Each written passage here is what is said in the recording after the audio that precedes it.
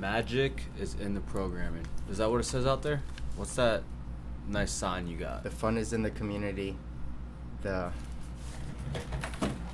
Come on, man. There's It's right out there in the the gym. magic is in the movements. The science is in the programming. I don't think it's science, bro. No.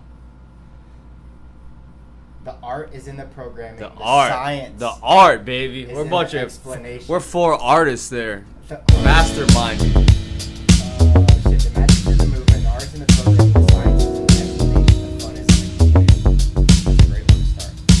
Alright, you can read that right off the top. And then I'll pick on the art is in the programming. Welcome back, episode 28. Brett, you ready to do this thing? Let's get it, baby. Hey, so this week I was reminded of a quote that I saw. The magic's in the movement, the art's in the programming, the science is in the explanation, and the fun is in the community. It's a real common CrossFit saying about everything that encompasses our program. And so as we got to talking, I said, why don't we explain what our program is and why we created it the way that we do? Because although you walk into certain CrossFit gyms, they smell the same, they look the same, they are completely different when you look into the back end of the training. Yeah, we got a whole nice process, a system set in place for our gym that we follow week to week in regards to programming. And I mean, there's just multiple components that we really put into this. And I think it's awesome to kind of give our listeners, the background on it. Well, one of the things that we said that at the core, the majority of our classes are run as CrossFit, as pure CrossFit when we start the basis of the programming. So we'll use constantly varied functional movement executed and performed at high intensity. That we want to be the essence of most of the intensity levels for the training. Right? Yeah, that's exactly what CrossFit is, so we can't get away from that for sure. But one of the things we talk about is how we add spice to the programming. Yeah, you have to. It keeps people, entertained, so to speak, right? If you come in, you do the same thing over and over again, you get bored of it. So, plus we need a differentiator. You like that, right? I like that big word. From us compared to other CrossFit gyms, and we had a drop-in one time on a class that I was doing, and they said, "You guys bench press?" I'm like, "Yeah, we bench press here." We see the benefits that can transfer into overhead pressing that is from the bench press. And I think you appreciate that. That's my background. We came out of personal training, not CrossFit. I think a lot of these new guys are CrossFit only, right? And so they're purist in that sense, where we like to play around with other stuff as well. So I mean, CrossFit, really essentially they're cycling through 30 different exercises, but we spice that up with accessory work. We spice that up with different movements that we're familiar with pre-CrossFit, and that really just gives us an advantage to helping our members. Yeah, I mean, who doesn't love a nice pump, right? A little pump, a little body, chest and try. little bodybuilding pump, man. We got a little chest and try today. Yeah. Well, I'll never lose the desire to do that. So. Well, and I think people take for granted that you need to mix high intensity with low intensity, and that bodybuilding pump is the best way to do that. Mm-hmm. And it transfers. I mean, it will definitely give great benefits to the intensity and the more functional. One of the things that we add on top of our program is something we call Skill of the Week. This is really something unique to something that we created. And what we found, Brett, was that, you obviously know that this is our spiel that we give to new members when we both introduce them to our program, is that there were 4 main common skills that most people on average were not good at when they came here, and are not good at as they advance. It takes them a really long time to develop. Some of these we already know. One of them is Olympic lifting. If you didn't have the pleasure, had the training in high school to do some of these lifts, then you're already at a huge disadvantage to people like us who already were doing this. So Olympic lifting is one of the skills of the week that we add. And then another one we got is running week, right? Running is a skill. People don't think about that until you're running consistently, and then your knees start to hurt or something like that, because you're obviously doing it the wrong way. But you can teach yourself how to be a good runner, develop that skill of running, and and it's something that not a lot of people want to do. That's why we make a whole week dedicated to it, because chances are, if we weren't running as a gym, nobody would be running on their own.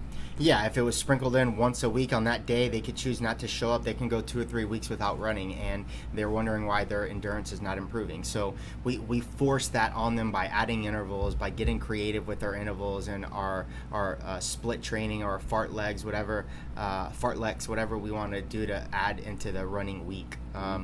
So we got 4 total. The first 2 we got running and Olympic lifting. What's number 3?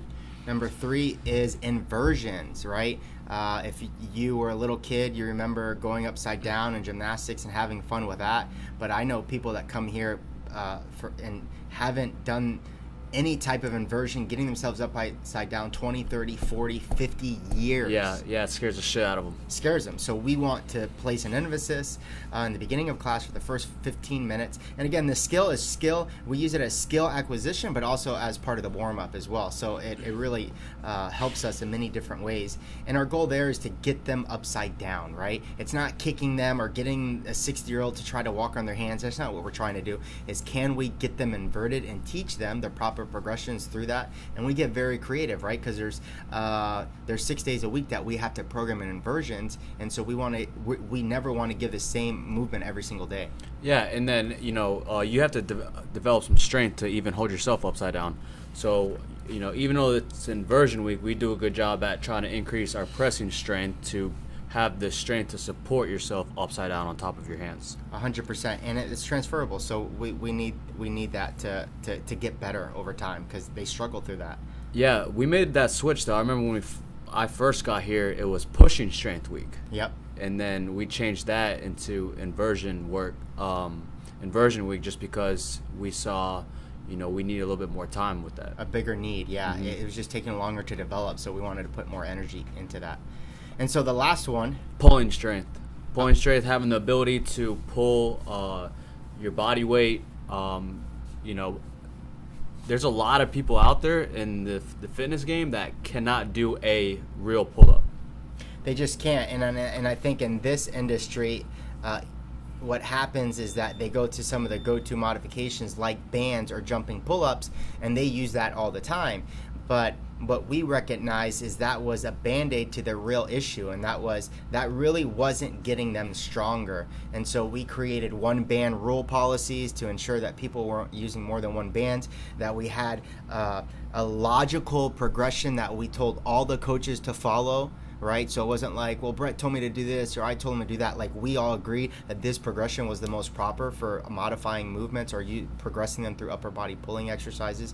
But I think the other thing that we've tried to be honest with people is that, like, there is a strength to body weight ratio. Like, that is a such thing. Like, you can't be a lady that walks in here at 300 pounds and do a pull-up.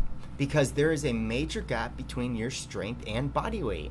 And so we have to get your strength up and get your weight down. That's it. That's the name of the game there. It's not a coincidence why leaner women get pull-ups faster, because their strength to body weight ratio is more appropriate. So yeah, you can't be at a high body fat percentage and be successful in CrossFit. I actually had a buddy who hit me up yesterday on Instagram. He actually made a joke. He's got a 350 front squat, but he can't do a pull-up. I swear to God, true story, man. That's awesome, man. True story.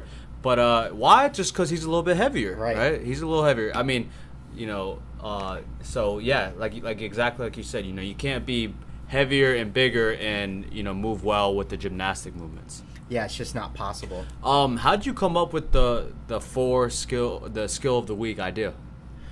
Well, the frustration was that, exactly what I mentioned earlier, that if the only time we get to practice the pull-up is the day that week the pull-up happens, they are never, ever going to progress fast enough, right?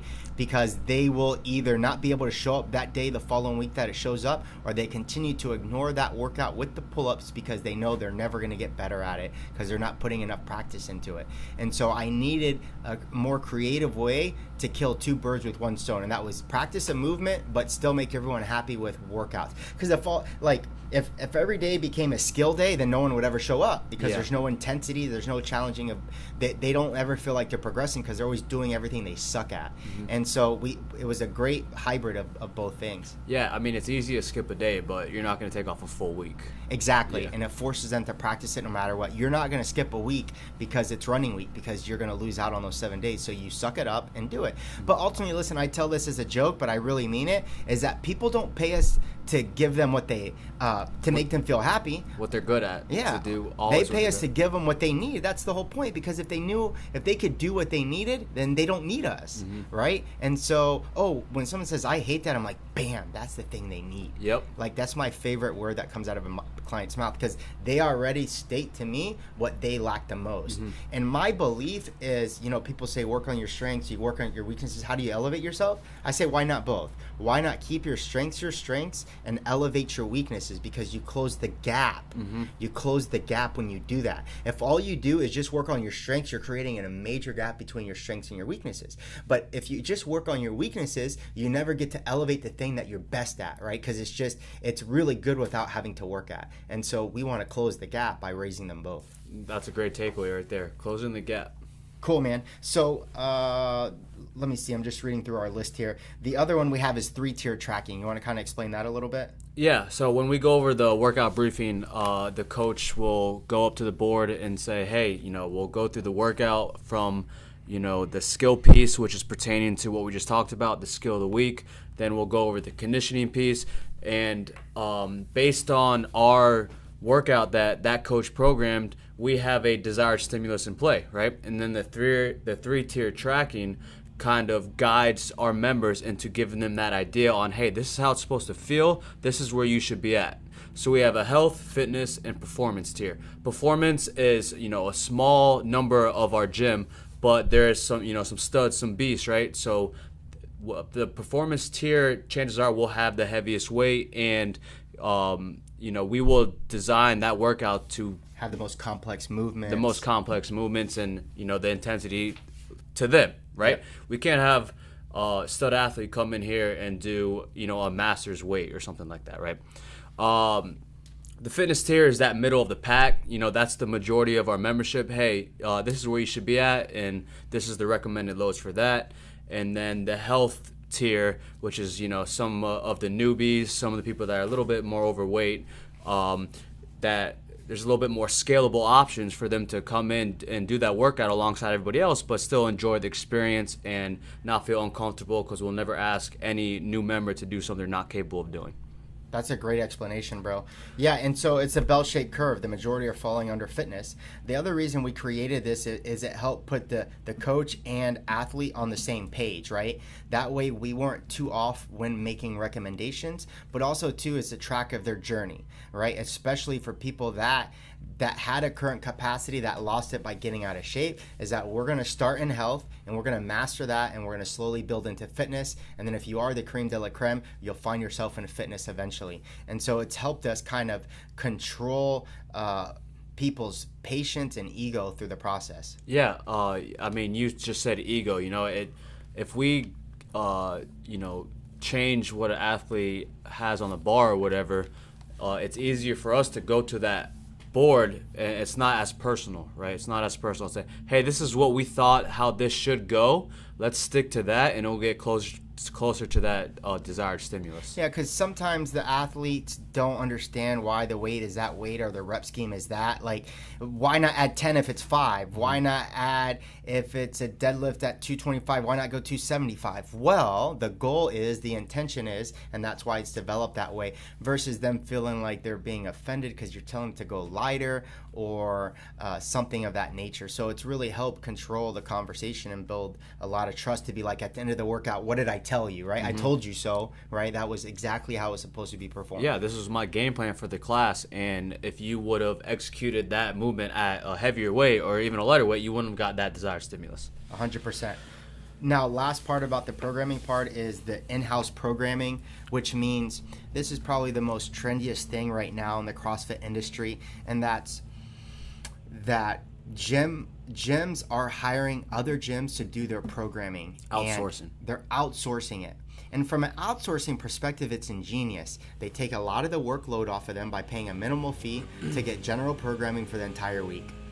Unfortunately, I think it creates a huge disservice for the most important part about our credibility, which is people sign up for us because they believe that we can give them what's best for them because of our skill. You can't say, hey, I'm very skilled, I'm really good at what I do, but I have to hire this service out because I'm not that good at it. Don't get me wrong. Do I believe there are 100 other programmers that are better than me? Sure, but how can you sell credibility? How do I not get better if I don't start to do this myself, right?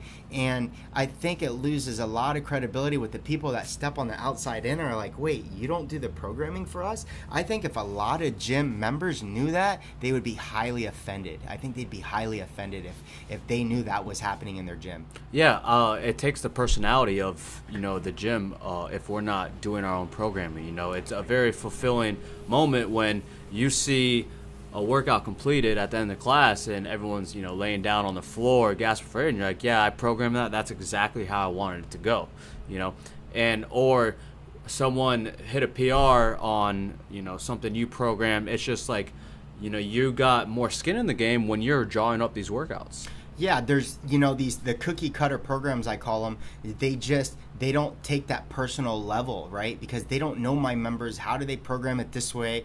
I got to end up changing it anyways because it's not going to work with the logistics of my gym. Then you might as well do it your own. Now, there has to be checks and balances, and that's what a lot of these people that are hiring out, they never had checks and balances in their own programming, so they just realized that they were never going to get better at it. Our checks and balances is that we have 4 separate coaches looking and offering input into our programming 7 days prior. So we take a 7-day cycle and we all look at that and we all have a responsibility for a certain day and to be able to make sure the overall picture makes sense, and we're constantly giving feedback for things that can work or that won't work according to what we've done in the past or what that stimulus is supposed to be, or this idea in mind where like they're programming set for a 20-minute cap but the volume's too high, and then we look at it and say, hey, that volume's not going to work. But because we have other perspectives looking in at the programming, that really gives us a checks and balance that these other gyms don't have. Yeah, we got the perfect blend of not only programming the days that we are coaching, but programming the days another coach is coaching. Right? Ooh, that's really good. So, there's some days, where we do a great job at emailing back and forth, which we can get into next on the WOD tips.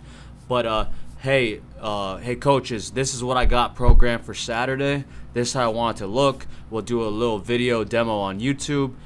Any questions, hit me up, right? So, it's forcing other coaches that maybe haven't, coached a movement like that to kind of keep on their toes and brush up on their games. About coaching another coach's programming for that day. Yeah, we all take pride in it, and that's really important, versus the gym owner who's so stressed out that he left programming to the last thing, and then all of a sudden he's just putting out some copy and paste workout he found online. That is terrible. And again, if members found out people were doing that, they'd be highly offended. The other thing that I didn't write here, I just wrote here at the end that I forgot to explain, is that one of the things that happened early in the CrossFit community is that gyms started to replicate what CrossFit.com was doing. They still do it today, and that's CrossFit.com posts one workout out 24 hours in advance or the night before. And so that became a culture that I even did that when I first started. I would only give my members one workout the night before at 6 p.m.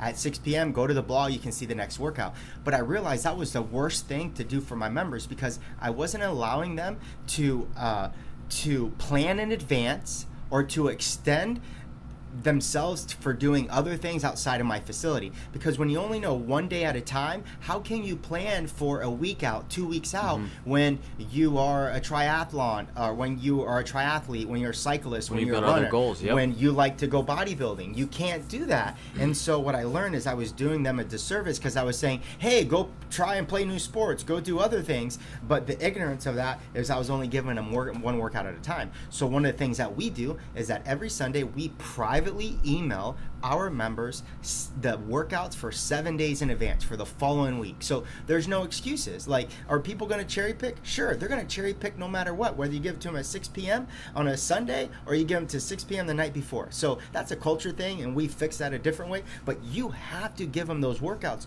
well in advance if you want them to create the lifestyle that you know they need to get the results that they want. Yeah, and I think it's giving them value. They're excited to kind of scroll down and see what's coming up on that week. You're giving them that sense of like, oh, okay, it's gonna be a good week. I'm excited to get back to work Monday and knowing what I got ahead of me. So it's a great way to kind of give that little bit of extra value on top of other services we offer.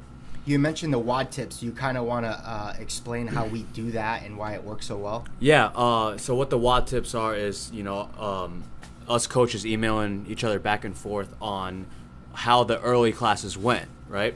From the early class 5:30 to the mid-morning class 9:30 that will be another coach.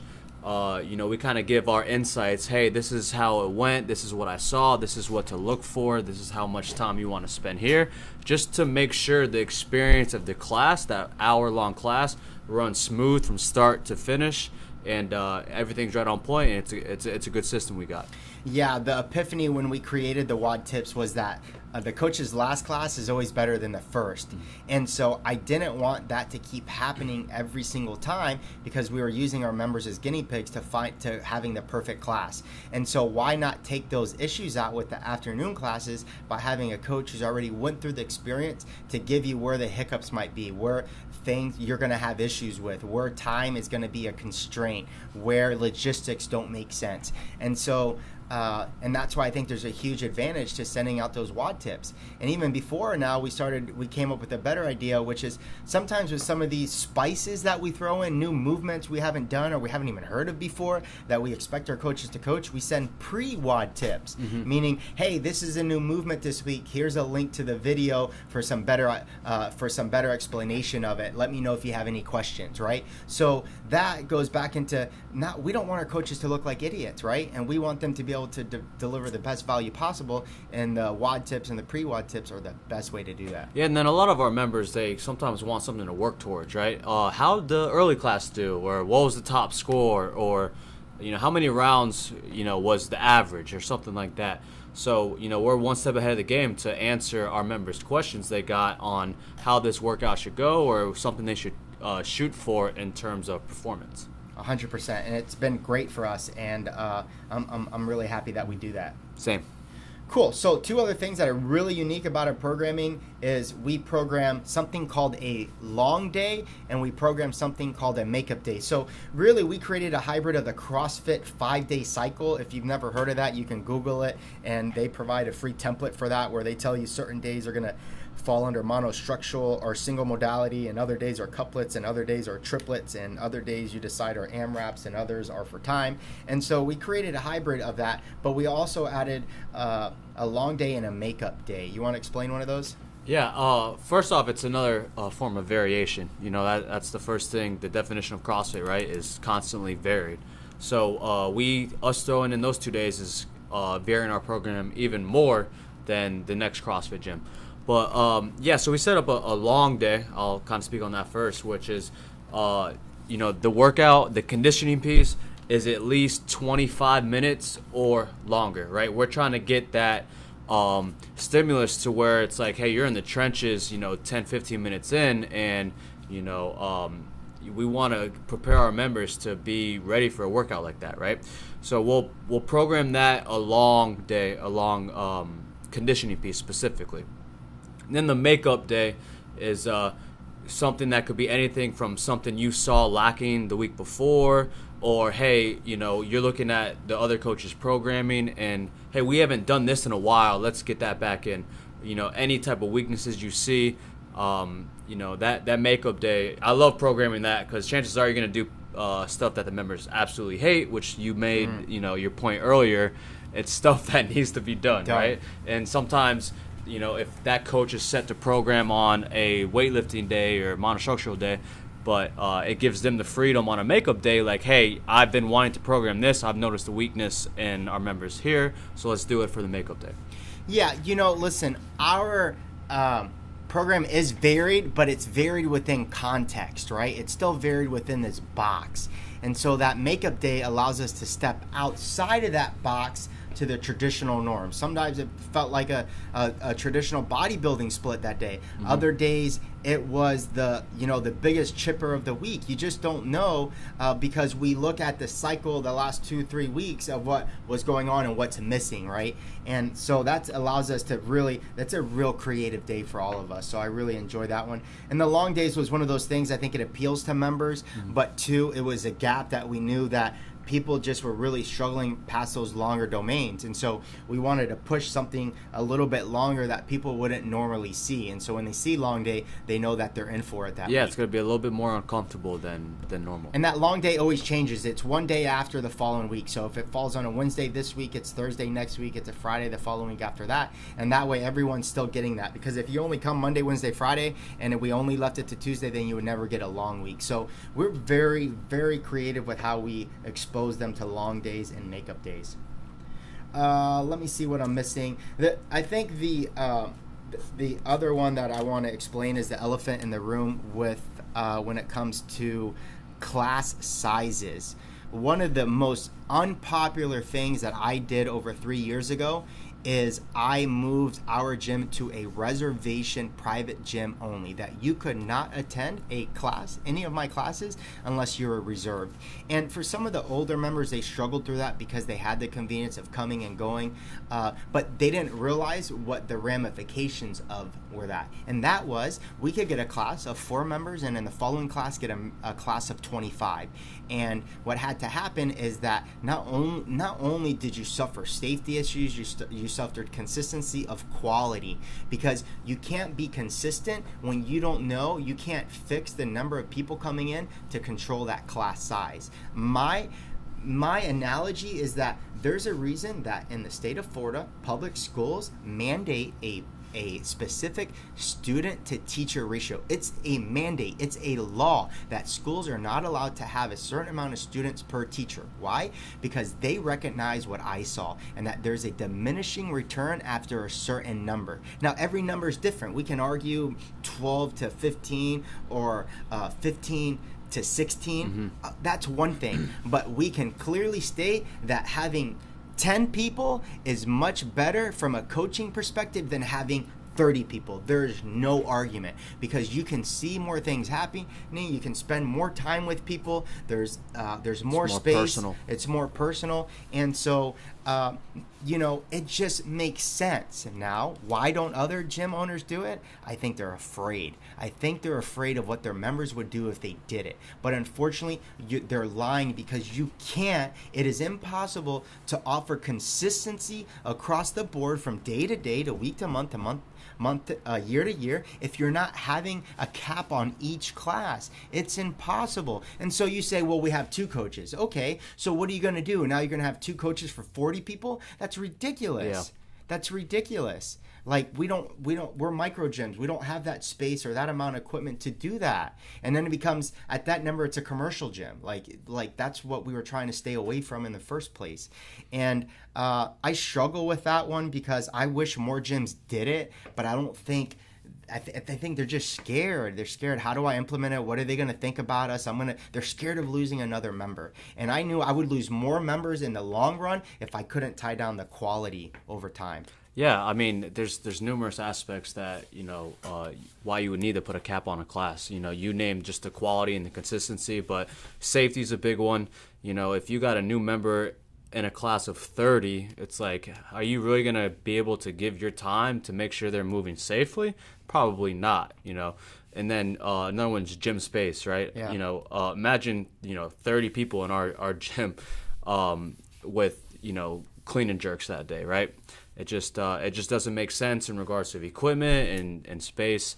And I don't understand why other gyms wouldn't provide a reservation system as well. It's the elephant in the room to a lot of these gyms, and it's unfortunate because sometimes this is a volumes game, and sometimes it hurts to lose a member, because you put so much time and energy into it, and you're like, man, if I could have only provided more value, how could I have done that? And this is an easy way to nip a lot of those issues in the butt.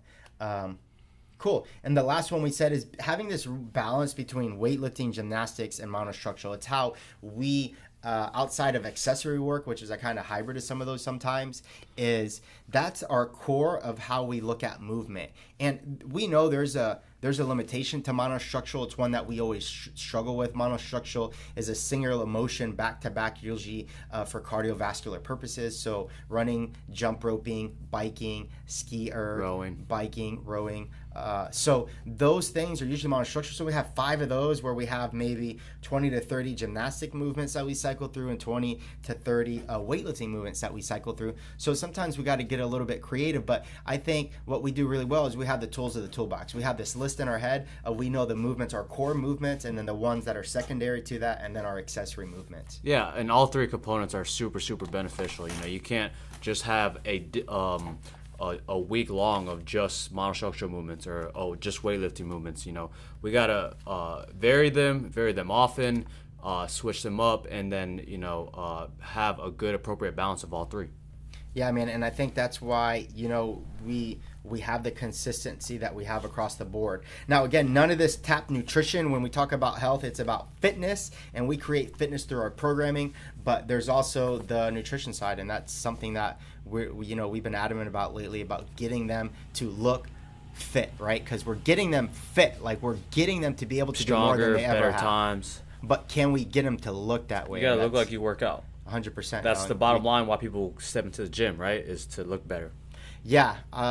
Yeah, I agree 100%. No one said, hey, I just enjoy killing myself every day to look worse in worse shape. No, that's not the goal. So anyways, bro, we gave out like 10 secrets, man. I don't know we should even post this. I mean, it's clean, bro, but I think it's very valuable for everybody. So thanks for listening. Please, you got any questions, comments, concerns, send them over. All right, see you. Preach.